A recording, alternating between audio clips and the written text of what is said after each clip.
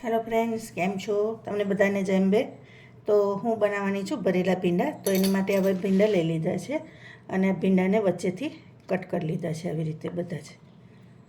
તમારે પણ આવી રીતે એને વચ્ચેથી કાપા કરી લેવાના, બરાબર? તો ચાલો આપણે એનો મસાલો પહેલાં તૈયાર કરીએ. તો એની માટે આવો બાઉલ લીધો છે. સૌથી પહેલાં એમાં ચણાનો લોટ એડ કરીશું. આ શેકેલો ચણાનો લોટ લીધો છે. તો 3 ચમચી જેવો ચણાનો લોટ લેવાનો.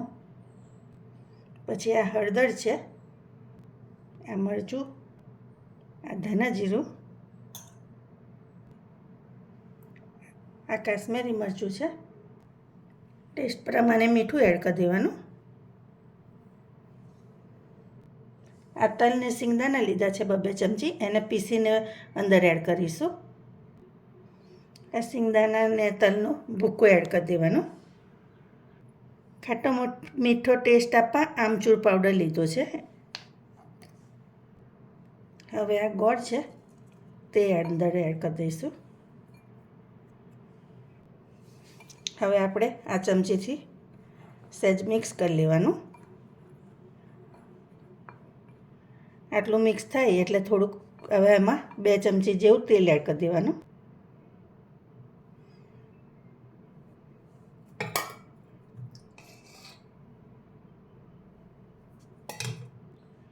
હવે આને મિક્સ કરી લઈશું આપણે.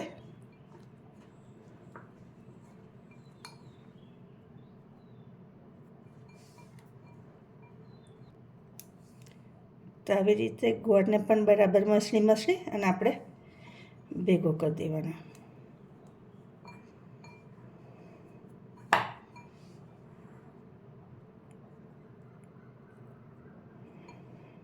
તો જો મિક્સ થઈ ગયું છે, બરાબર? આવી રીતે પ્રોપર મિક્સ કરી દેવાનું. હવે આપણે એને ભીંડાને ભરી લઈએ. તો જો ફ્રેન્ડ્સ, હવે આવી રીતે ભીંડા લઈ લેવાના અને આ કાપા પડ્યા છે ને એમાં અંદર આપણે આવી રીતે પ્રોપર મિક્સ કરી દેવાના. આમાં તમારે વધારે તેલ થોડુંક એડ કરવું હોય ને તો કરી શકો, પણ આટલો બરાબર છે.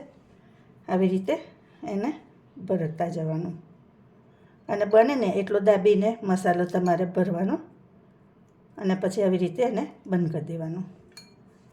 આવી રીતે ભરશો ને તો તમારા ભીંડામાં શું છે, અંદર સુધી મસાલો રહેશે ને તો એનો શેકાતા ટેસ્ટ પણ બહુ સરસ આવશે. જુઓ, આવી રીતે પછી એને બંધ કરી દેવાનું.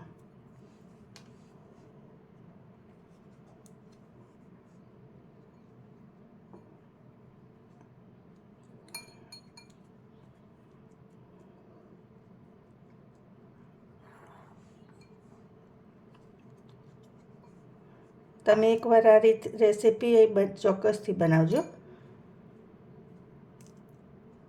અલગ ટેસ્ટ આવશે આનાથી.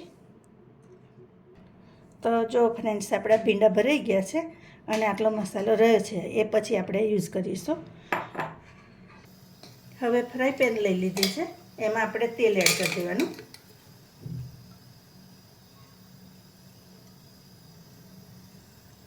તેલ થાય એટલે આપણે જીરું એડ કરી દેવાનું. તમે અજમાનો વઘાર પણ કરી શકો, એ પણ ખૂબ સરસ લાગે છે. આ લીલા મરચાં છે એ આપણે એડ કરી દઈશું અને આ લસણની પેસ્ટ છે જે એડ કરી દેવાની.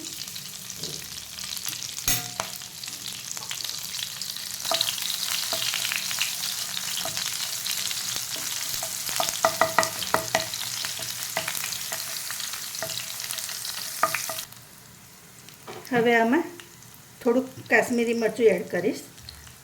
ટોટલી ઓપ્શનલ છે, તમારે કરવું હોય તો કરજો, નહીંતર નો પ્રોબ્લેમ.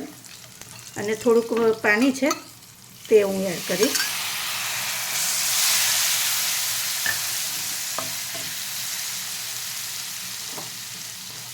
અને આટલું થાય એટલે આપણે ભીંડા જે છે ને એ બધા એડ કરી દઈશું.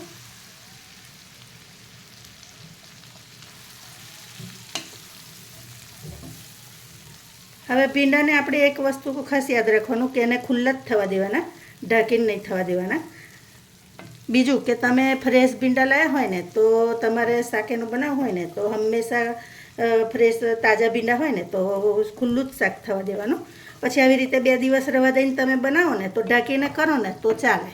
બરાબર. હવે આપણે આને આવું ખુલ્લું જ ધીમા તાપે થવા દઈશું. આ અડધું થશે ને પછી હું એને ઢાંકીને થઈશ, કરાવીશ, ચડાવીશ. બરાબર. હવે થોડી વાર થાય એટલે આવી રીતે ફરી આપણે એને હલાવી લઈશું અને હવે એને ઢાંકીને થવા દઈશું.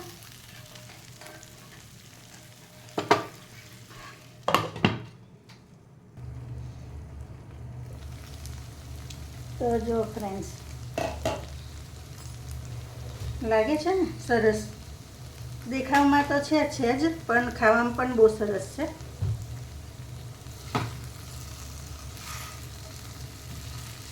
અને તમને એવું લાગે ને કે નીચે આવી રીતે ચોટે કે આ તે, તો તમારે થોડુંક પાણી અંદર એડ કરવાનું. તો આવી રીતે તમે બનાવશો ને તો બહુ સરસ લાગશે.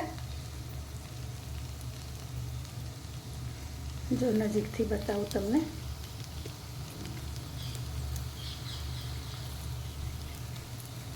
તો જો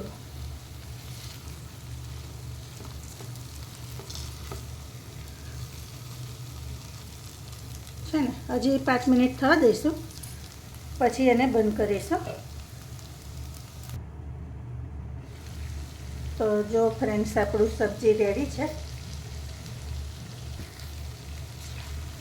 તો જો આપણા ભીંડા થઈ ગયા છે. હવે આપણે એને બંધ કરી દઈશું. તો તમને મારી રેસીપી કેવી લાગી એ ખાસ કહેજો. લાઈક, શેર, સબસ્ક્રાઈબ તો ખાસ કરજો. Thank you.